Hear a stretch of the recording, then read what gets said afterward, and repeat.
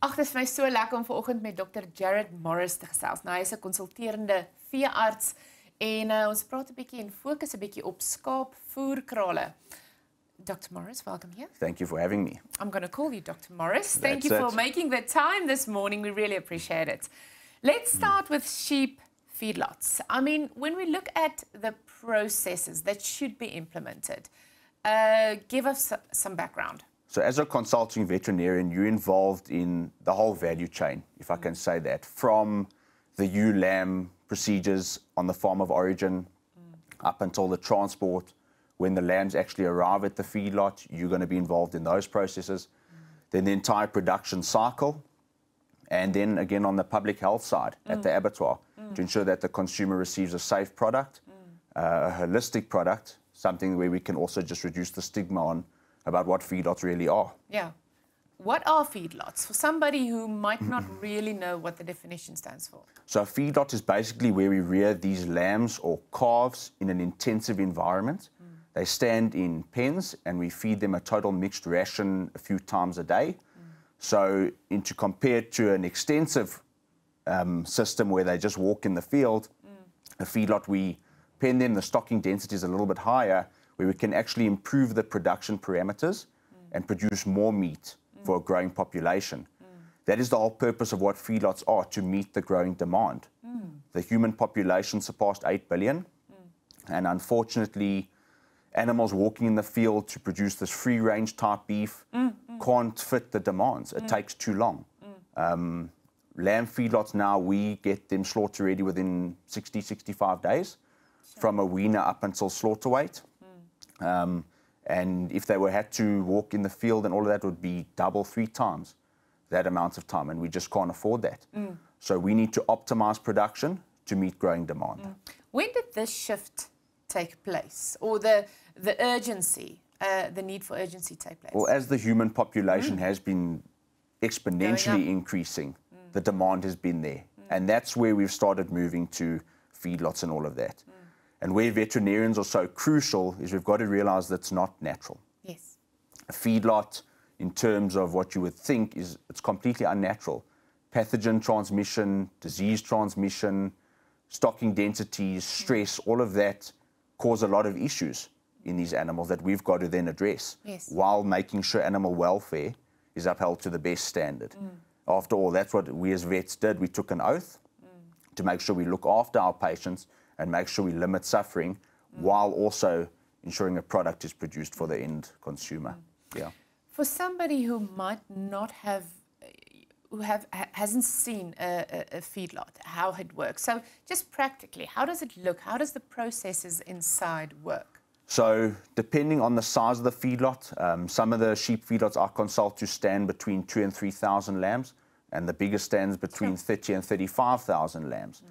And depending on the size, you're going to have a feed store where all of your raw materials are mixed, mixer wagons, processing facilities where we do all of our vaccinations. We've got dedicated hospitals that, should animals need or require treatment, they remove from the pens, they treat it accordingly. Once they've recovered, then they put back. And for sheep, there is also shearing facilities, which is normally on site. With a feedlot, biosecurity is extremely important. Oh, I can imagine. Because of disease outbreaks and all of that. So access control is extremely limited. There's normally one point of entry, and normally only staff, managers and consulting vets will be allowed onto the premises. I've read about the 3R system. Just tell me a little bit more about that. So that's a system we really take into focus in the practice I work for. And basically the 3R stands for rest, rumen and rehydration. So these lambs are loaded, can be anywhere in the country. Normally Southern Free State is a large sheep producing area, the Karoo. And they'll travel 6-7 hours on a truck to the final destination at the feedlot. And they're under enormous stress on this truck. They're exposed to all the elements. They often have been just weaned. And weaning an animal is the most stressful thing you can do in its entire life. You've just taken away from its mother.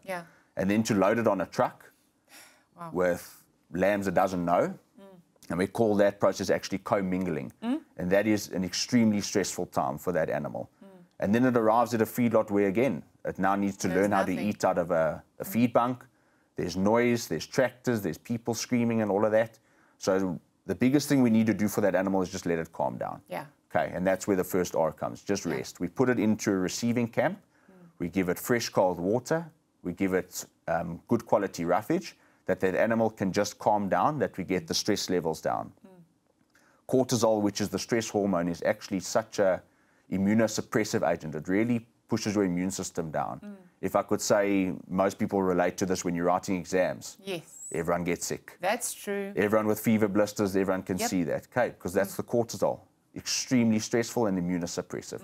So we just let them rest for about an hour. For every hour on the truck, we let them rest an hour in the pen before we do anything with them.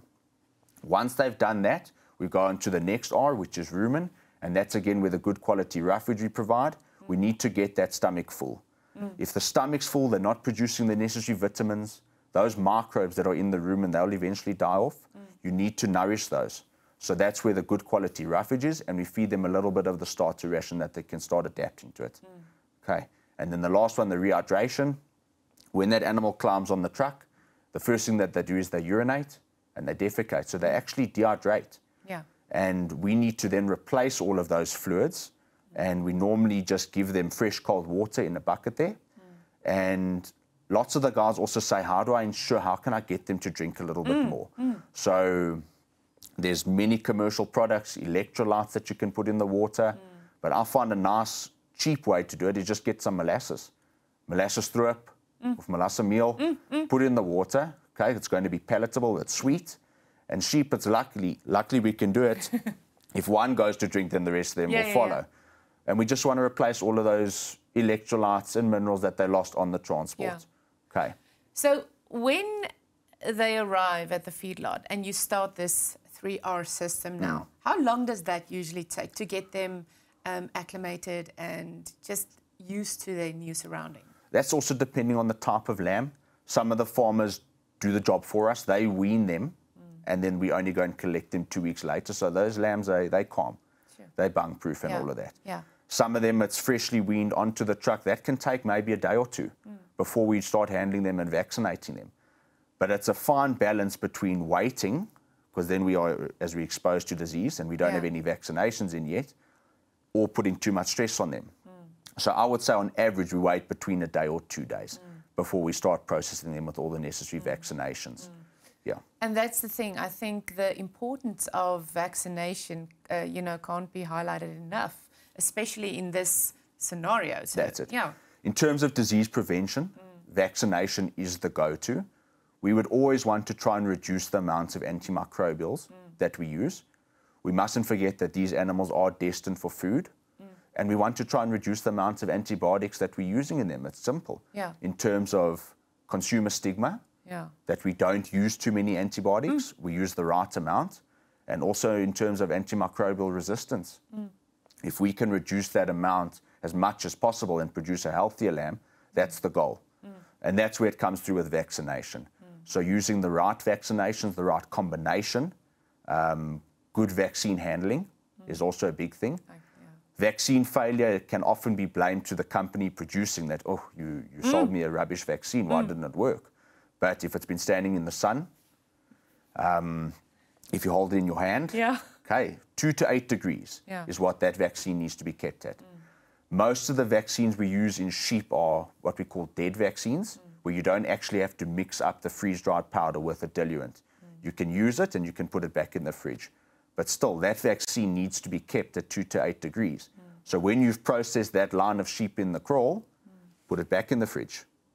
When you've loaded the next ones, take it out and use it.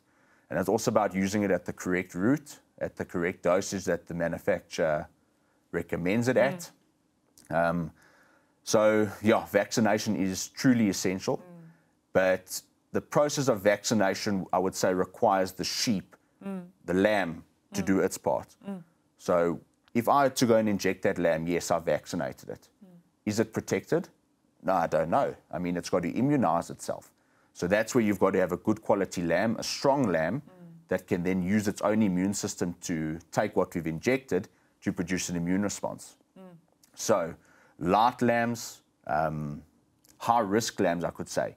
If you vaccinate them too early, we're not going to get a good response. Yes. And then again, we are exposed to disease.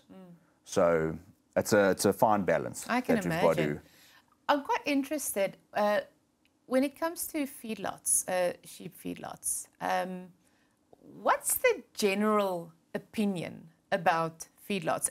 If you compare the sheep walking outside, and obviously we know the goal of feedlots to help with the food for a growing population. Yeah. But what is the general feeling out there? How do people respond to the concept of feedlots? I think a lot of people have a misconceived idea about what feedlots are, Yeah. How animal welfare is not put up at the forefront. And just to put the record straight, there are so many key role players involved. That veterinarians on the farm frequently to ensure animal welfare is upheld. We work closely with the nutritionists, with the managers, even with the guys walking through the sheep every day to ensure that we're doing a correct job. That is the only way we can supply a growing population. So if we can do it the best way possible, that is the goal. And with feedlots, are there like beef or cow feedlots as well? Oh, yes, definitely. So it's definitely. not just sheep. There's a wide, a lot Sheep, of... I would actually say, is quite a small sector of the feedlot industry. Yeah. But the beef side, South African beef feedlots are, I could really say, are the forefront in terms of the world of beef producers. Yes, in terms of product produced, we can't really compete with the United States and Australia. They're just on another scale. But in terms of quality, procedures, techniques that we use in South African feedlots, I would definitely say we can compete with anyone in the world. And we really do produce a good quality product for our South African consumers. Yeah. Dr. Morris, thank you so much for just, the information. I think it's really interesting, and it's good to hear from you the love and care that also goes into a process like this. Certainly. Yeah, thanks for coming. Thank you.